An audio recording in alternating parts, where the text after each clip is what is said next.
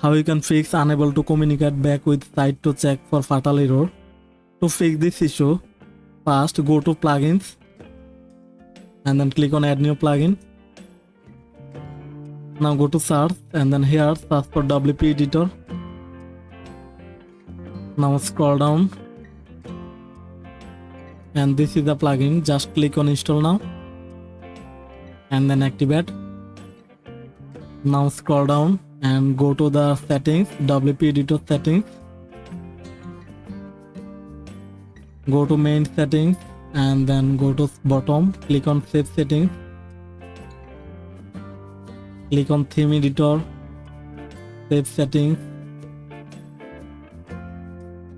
Same way, go to plugin editor, click on save settings. Now hover over the appearance and then click on theme editor. Now you will see a new interface. So the design is changed. Now you can change anything.